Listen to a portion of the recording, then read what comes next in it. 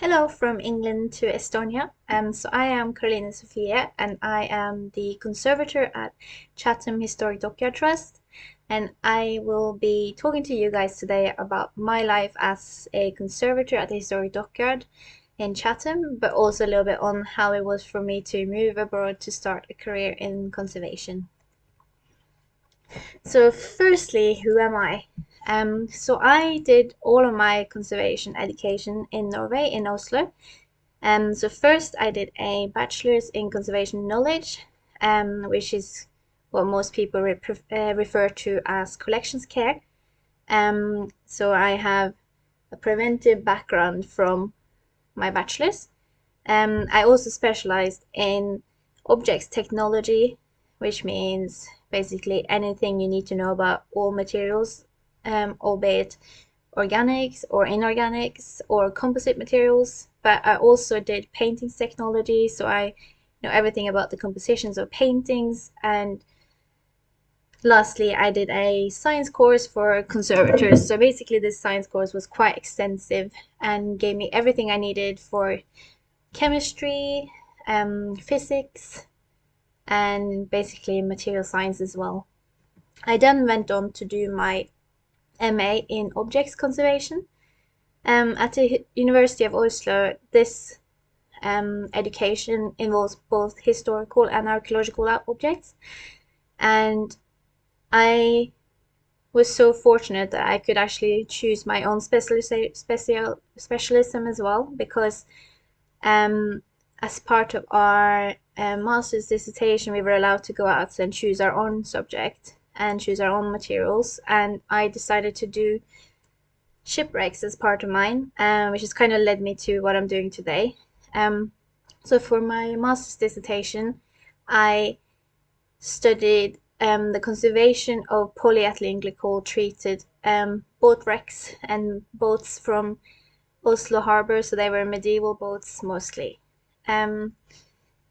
And also it's really odd for me because I've always been drawn to the sea and the life in it and the boats in it and all of that. So basically for me it was quite an obvious pathway. So I went from being 20 and not really knowing who I was and what I wanted to do to go to 22 years old and realizing that I wanted to be a conservator specializing in maritime objects.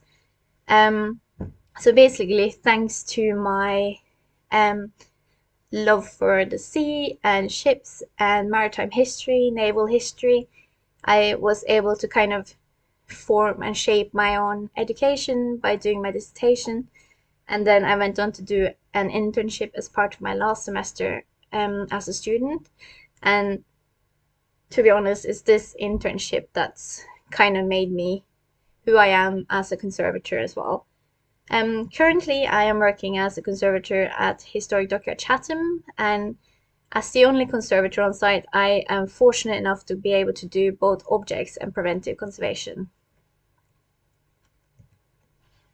So my journey towards where I am today started from me moving from Norway, my home country, to England in 2020 for a semester as part of my master's degree.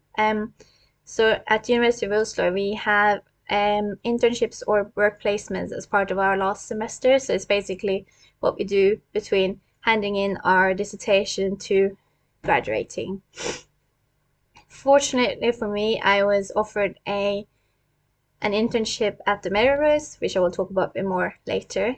And I moved to the United Kingdom for 7 months, I thought. And so I left Norway in February 2020. And as you all know, March 2020, most things closed down because of the pandemic. And I kind of had to make some decisions throughout these 7 months. So I was fortunate enough to be able to continue my internship, even though we were in lockdowns.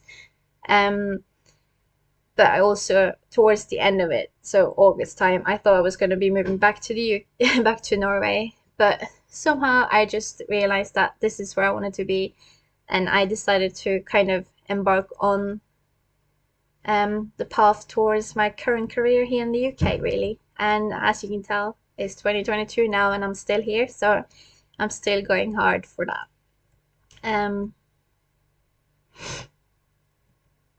So as I just said, my first meet with the conservation industry was at the Melrose Museum in Portsmouth, UK.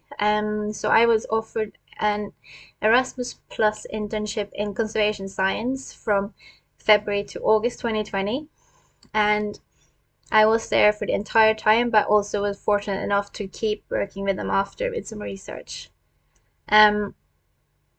So I worked in their collections department, and I was supervised by Professor Eleanor Schofield, and she was the head of conservation collections back then. Now she's the deputy chief officer, I think. So she supervised this whole internship. I was also fortunate enough to be working with their conservators and collections assistants as well. So during my time there, I was fortunate enough to do one quite large conservation treatment. I was also involved with collections care and preventive conservation. So I kind of got to mix objects and preventive again here, which has kind of also shown me that I do like doing both, and I'm kind of holding on to that as much as I can. But I was also involved in a really, really big research paper, which I'll tell you more about in a second. So the first thing I did when I came to the Melrose was to conserve a waterlogged treasure chest. So this chest had been found off the coast of Spain somewhere in early 1900s, and unfortunately they had taken it up, brought it out of the water and put it somewhere and left it there. So it was left to air dry in uncontrolled environments, basically, which means that the wood was brittle and fragile, and the metal had suffered from corrosion, and also all the sea deposits were still left on the chest, really. So the first thing I did was to do an extensive surface clean.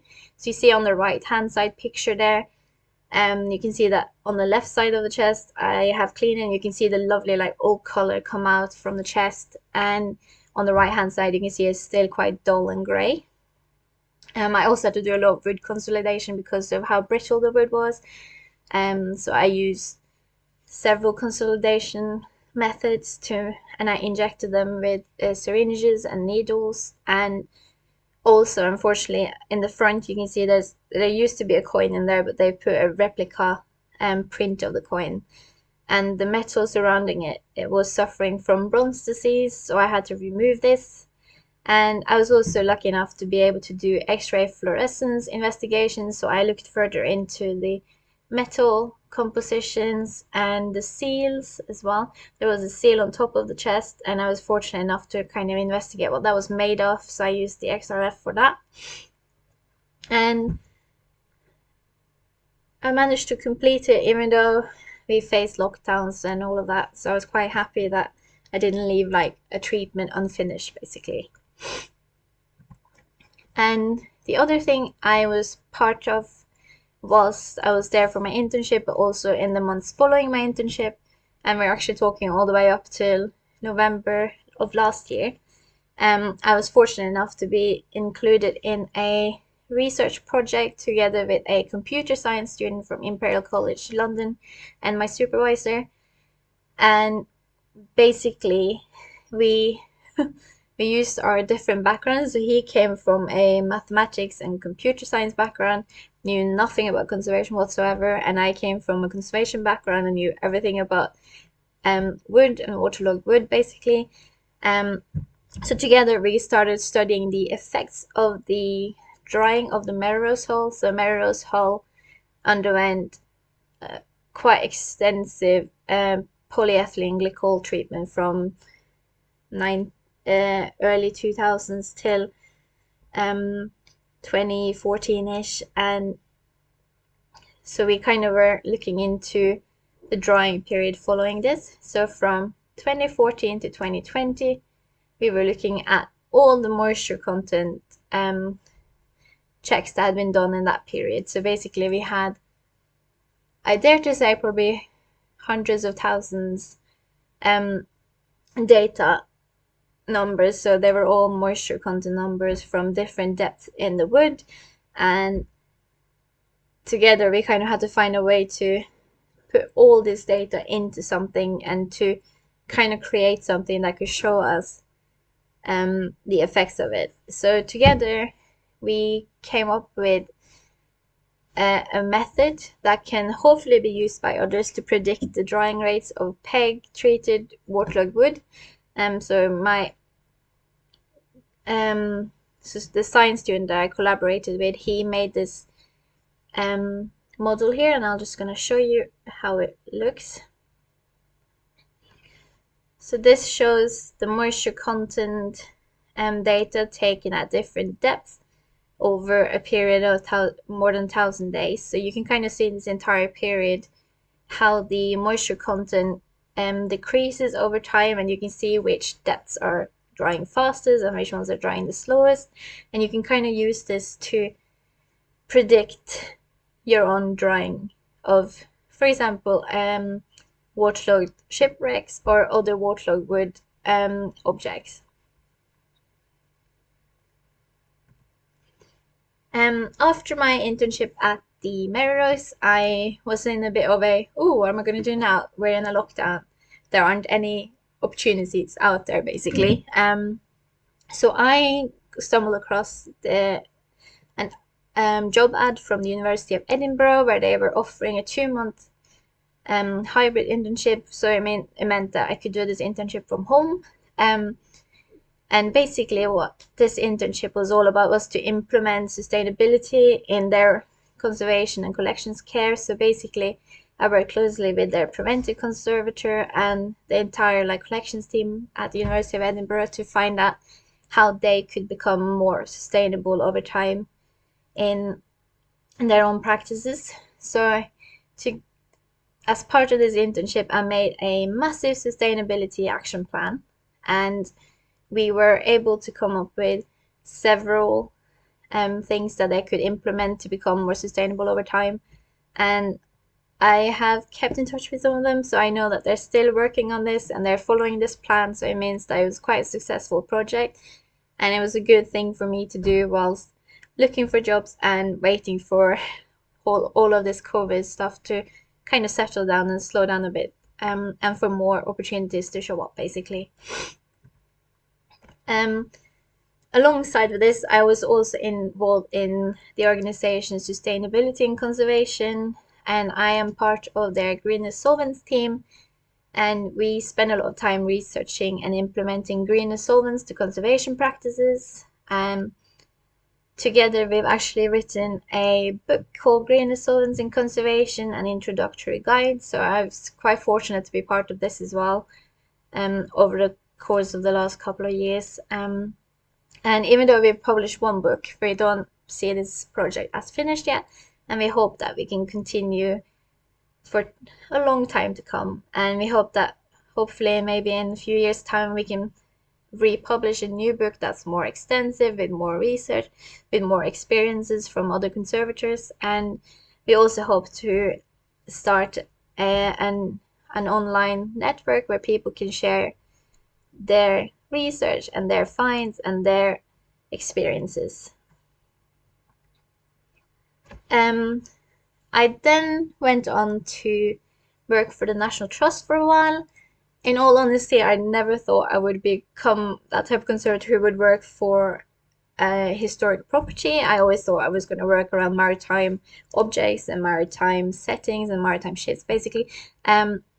So this job came up, and I was thinking to myself, well, it would be nice to try something else for once, and it would be nice to get more of an experience from a nationwide organization like National Trust and how they look after historic buildings and the objects in them. So I took on a conservation assistant role with them for a while, where I got to do quite a lot of preventive conservation, so pest management, light monitoring, housekeeping, but also was involved in some day-to-day conservation. So if something needed extra care, we were able to look after these objects.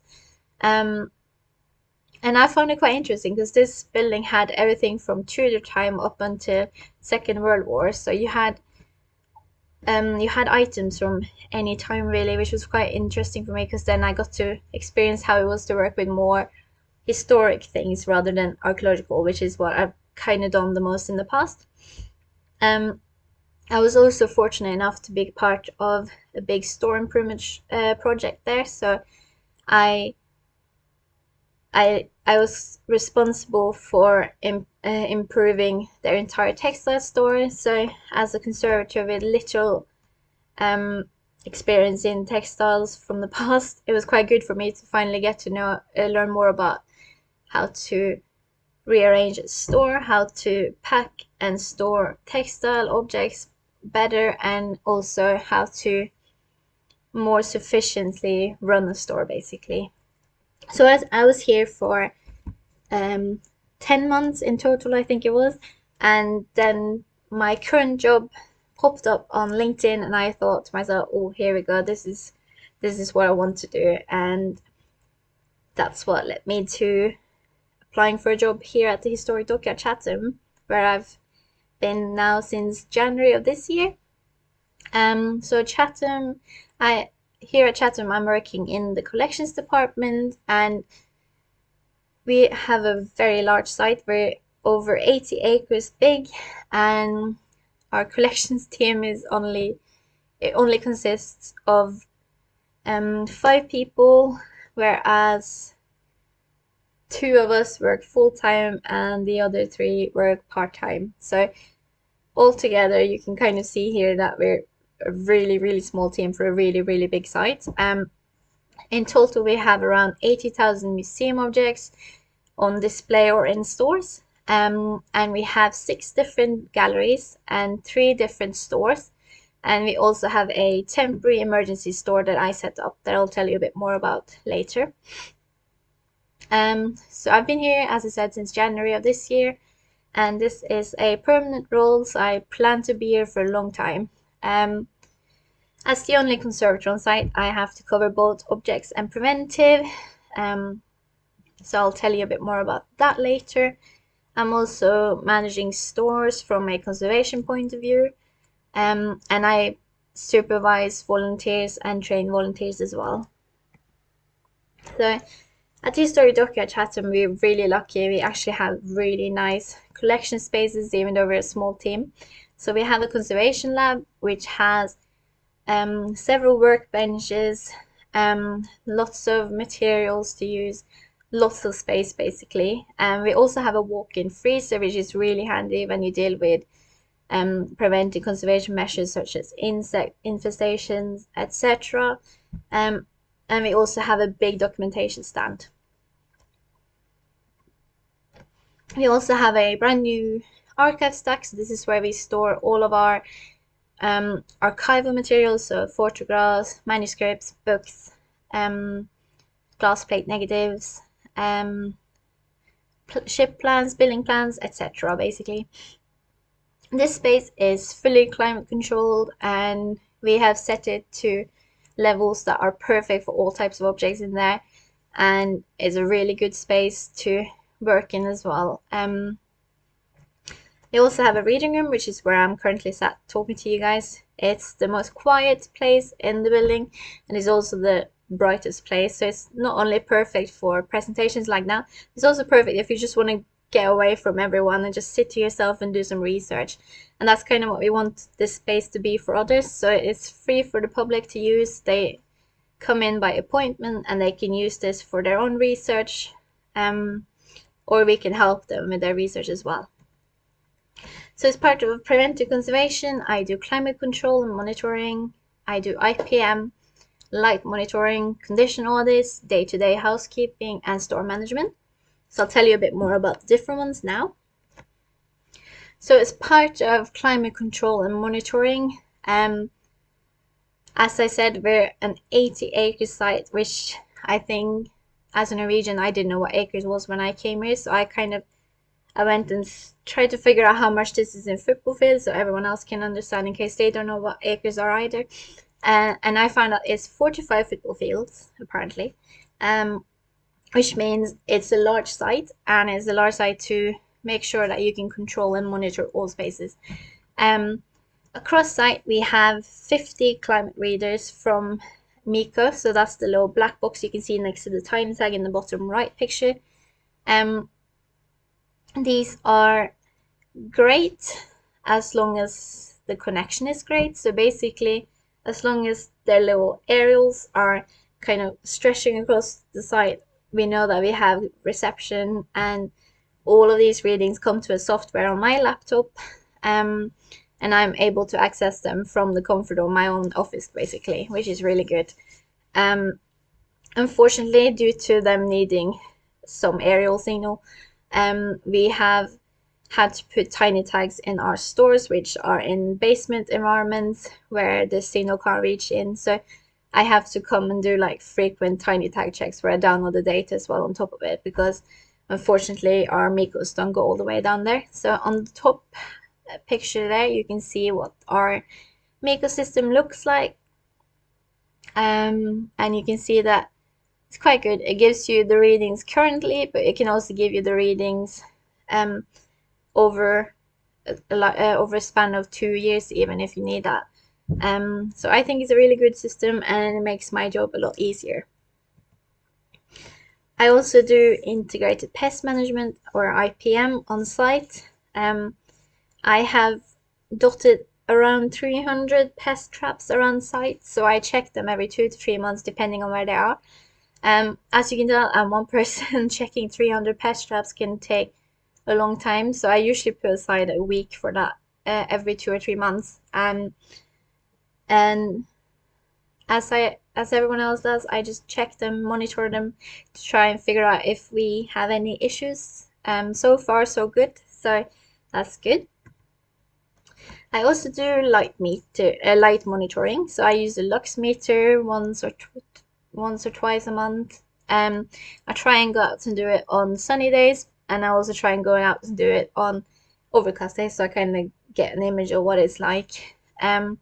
We have a lot of art objects, painted surfaces on site, so it's very important for me to continue doing this because we don't want to have any light damage in our galleries or in our stores. And we do have LED light bulbs everywhere, so we know that we don't emit any UV from our light sources, but then again, you can never control what comes in from the windows entirely, so it's good to do this.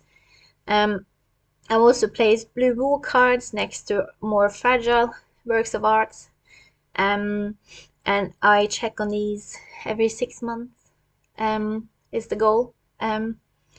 We also have UV filters on most of our paintings, so we kind of have the extra safety there, and we have UV filters on many windows as well. As part of my frequent housekeeping, I do frequent gallery checks where I check objects on display to see if they've changed anything, or if anything looks different, or if they are deteriorating actively, basically. I also deal with all of our in and out loans, so I do condition reports for loans when they come in and when they leave us as well, so their owner will know if something's happened whilst they've been here. I also do large collection orders, so I schedule in time every now and then where I go to one set of collection, one part of the collection. I say I'm gonna check all of these today and see what they're like. My latest one has been our glass plate negatives. I think I'm the first one to look at them in probably 10-15 years, so that's been quite exciting. And thankfully they have been all good in storage, so that's been quite exciting. For store management, we currently have 3 permanent stores. They can be a bit challenging because they're in basement conditions, and as you all might already know, basements usually come with some horrible climates, so it can be a bit muggy down there, it can be a bit wet in the air, it can be cold. So I've already made several improvements. I put dehumidifiers in, I've wrapped up more fragile objects properly so they can't be affected by the climate around them. And I do frequent dusting in there as well. The less dust, the less water molecule is my motto, really. We also set up a temporary uniform store, and luckily with a big site like this, if we have a little incident, which I'll tell you more about in a minute, we always have a way to find somewhere to put something if we need to. So I was able to, with my colleague, set up a temporary store somewhere else on site, and this temporary store is in an office building, so it's got quite good climate and it's been good for this collection. And then we also have, as I said, the archive stack, which is also a sort of collection store. We are also currently looking at building more new stores that are a bit more appropriate than our cellar stores. So we are building them as little pods.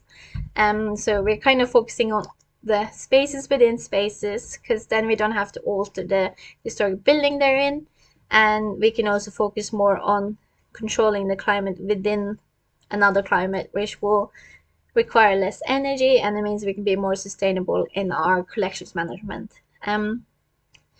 So each pod can also have its own climate, so we can kind of separate collections a bit. So for archaeological materials, we can put them in a dry store, or if objects require a little bit more humidity, for example, we can have one store that's like that. And we hope that this will become a collections research area that students, researchers can come in and use as well. I also help with installing exhibitions and planning them.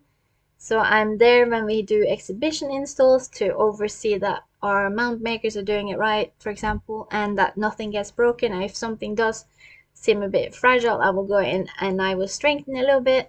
So my first thing when I started here was to help my team set up a brand new gallery on our ropery, in our ropery, and I was also fortunate enough to have to prepare several objects for display. So I think in my first 2 weeks here, I was able to conserve 7 quite large objects within the space of 10 days, really. I also had to do, as I said, in situ conservation treatments, where I had to stabilize objects that looked a bit more fragile than we thought they did.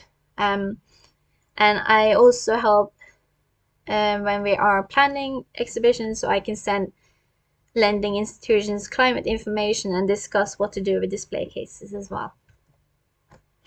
We also have a large number 3 slip on site, which is where we store our large objects, and we also kind of use it as an exhibition space. So this is basically where we store anything that can't fit through the doors.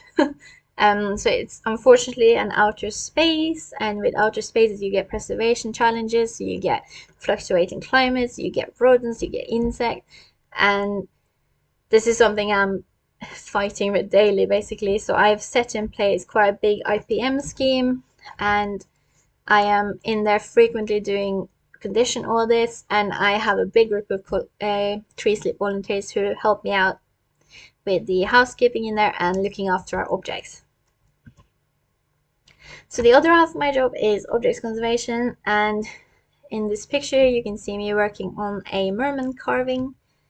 The first thing I had to do when I started here, objects conservation wise, was to look at a big incident that we had over lockdown, where the humidity levels had been a bit higher than we liked them to.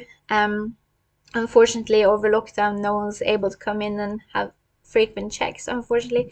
And my current line manager was able to retrieve these uniforms from the stores after he had noticed that they've had mold growth on them. So the first thing I did when I started here was to be part of a large conservation project where we focused on mold removal and stabilizing fragile areas. As you can see in the pictures here, you can see where I've been able to remove the mold and where I'm still working on removing the mold. And you can see it's quite a satisfying job where you're doing it, but oh my, it was a big job because our collection was of 50 materials and quite a few of them unfortunately had mold on them. I had to work in full PPE as well, so that is also quite tough on top of it. All of these uniforms have been rehoused and repacked, so they're now in the temporary store whilst we're awaiting our new stores. And we've also been able to document all of them, and they're on our online collection as well. The biggest challenge though was these World War II PVC jackets. So they were part of this project as well. But unfortunately, due to the nature of their material, PVC not really liking water, PVC not really liking alcohol and solvents, basically, I had to spend quite a lot of time researching what to do to remove the mold on this one. And I tried a few different methods and I decided to go for a gel. So basically I used a water-based gel, so there was a little bit of water in, but I didn't leave it on for long enough for it to affect the PVC. So I basically put the gel on, left it for a couple of minutes, and then I would wipe it off with a undyed microfiber cloth. And as you can see in the pictures, it looked quite horrifying at first, and then now it looks all nice and shiny. We were able to actually keep the shine in it as well. We were, by choosing the method I chose, there wasn't really any alterations to the appearance of the jacket other than removing the mold. I've also been working on our historic sign collection, so I've been cleaning and stabilizing a lot of signs. I have lost track of how many now, but this is because our hospitality department wants to start selling items with prints on them, so our signs is a good choice for that. So I've cleaned and stabilized them, and then my documentation volunteer has taken pictures of them, and we hope that these will also be on an online collection soon. I've also been working on the merman carving on the right, as you saw in the picture previously as well. So our admiral offices were nicely decorated with these two carvings on each side, but unfortunately due to outdoor conditions, the carving on the right hand side here had suffered from the climates basically, and the fluctuation in the weather made the wood crack and warp, and the paint started flaking. As you can see in this picture, I have consolidated the cracks and I have filled them up with some support material, and I'm happy to answer more questions about this later. And then currently I am painting over my repairs so people won't be able to see exactly what I've done, because I think that's going to take away from the pride of this carving. I've also been working on our large Victory model. So this was put in this gallery in around 2015, if I remember correctly. Don't quote me on that. So basically, this has been in this gallery for that long. It's had some wear and tear, unfortunately, even though we have interpretation panels around it. It appears to me that probably little kids have managed to like reach over a certain extent, and they have managed to rip off some of the gum ports, and some of the rigging has suffered some damage too. So I spent a lot of time lately repairing the gum ports to make sure they aren't falling off the model, and I've also strengthened a lot of the rigging because the rope work is kind of getting weakened as we speak, and so I'm kind of like just strengthening a bit, so hopefully over the next few years nothing more will happen to it. But as you all know, it's in a public space, it's kind of within reach of people, so I will continue to keep an eye out on this one. So that's the end of my talk. I know that I wasn't able to like cover everything for everything I talked about, but I'm really happy to answer questions after, and thank you all so much for having me, and I'll see you in the Q&A in a second.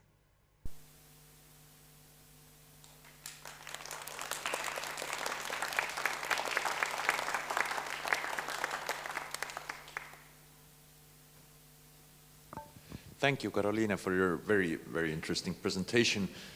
We're now open for questions and answers, so if you could please let me know with a raise of hand, I can pass you the microphone.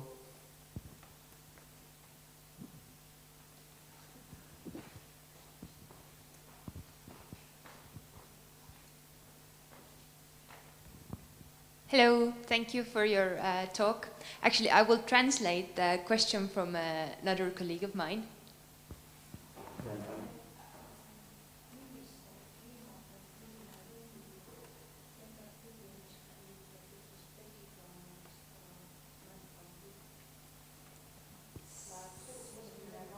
So yeah, it's about the first wooden object that you worked on, the chest. Okay, so I will translate and then you maybe know the answer. Maybe it wasn't about the chest, it was a ship. So it was treated with PEG. And what was the humidity of the room when it was worked on?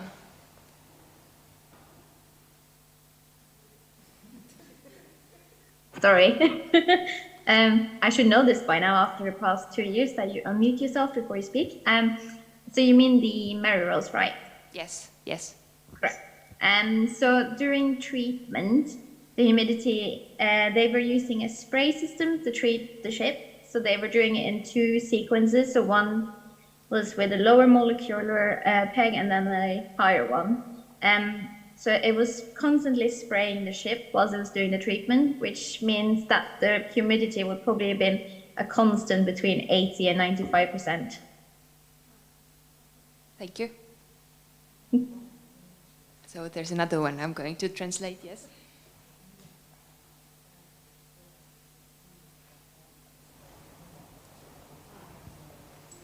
So you talked also about cleaning textiles with the mold problems. What kind of gel did you use? What kind of solutions? What did you use? So for the, I will say normal textiles, I only used a Hoover, like a museum vacuum, and brushes, because the mold was, fortunately, it was inactive, so it literally came off with just the brush stroke. And then the PVC jackets, I used carboxymethyl cellulose, dissolved in distilled water. Yeah, thank you. And actually, I have a question of my own also. So, yeah. You said you worked together with the Edinburgh University, was it, or museum? Yes. And you helped them to make the plan to be more sustainable. Do you have what are the main guidelines or something to share with us? What do you think is the most important or the easiest to do for conservators to be more sustainable? Yes, so basically I set out 3 main goals for them to reach. So it's to reduce waste. So basically, as conservators, we create a lot of waste. So I set out quite a lot of ways for them to reuse materials and for them to look into, maybe, like I do a lot, I bring my jars from home into work so I can make adhesives and consolidation materials in them. And then I said for them to reduce their energy usage. So not leave lights on, not leave their computers on, don't charge your computer if you're not charging it. And also to install light sensors, so the light will come on when they come into the room rather than turning it on and then forgetting it at the end of the day. And then the last one, I think, was to recycle materials. So for recycling materials, it was to start a nitrile glow recycling scheme, which they have done after I've left. And then also to recycle dirty tissue paper that you can use again in the right recycling bins, and then also to recycle in form of reusing materials. So if something's, I use this a lot myself, dirty tissue paper, I don't want to throw it away, so I make little balls of them and then I sew them into Tyvek, so they're little pillows where I can support my materials, basically. Thank you.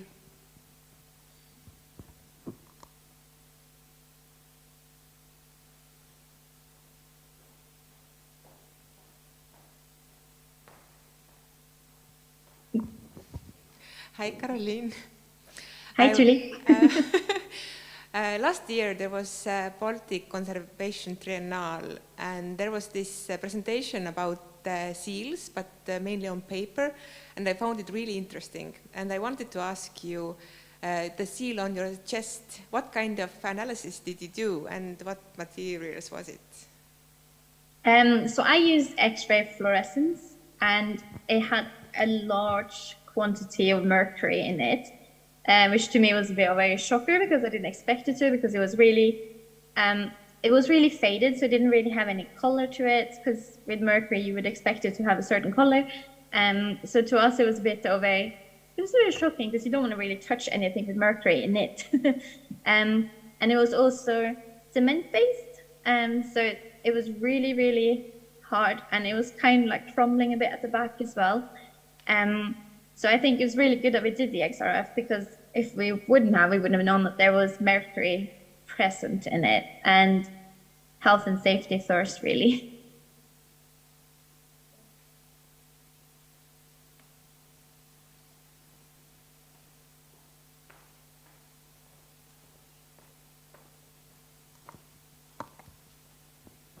Hello. You mentioned very many times volunteers. What kind of system do you have here? What kind of volunteers you can use in your institute? Could you repeat that? Sorry. Yes. You mentioned very many times that you are using volunteers. Yes.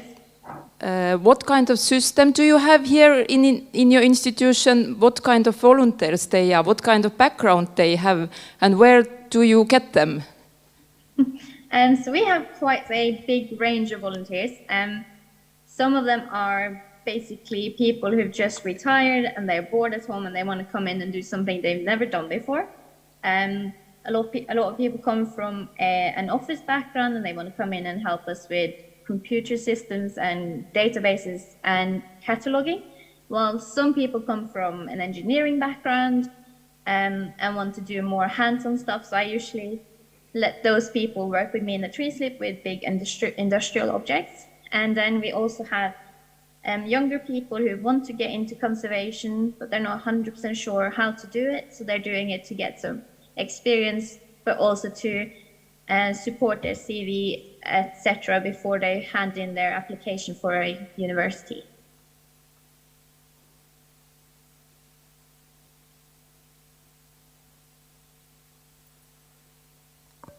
Thank you, Karoline. It seems that's all from us. Thank you so very much. Let's give her a big hand.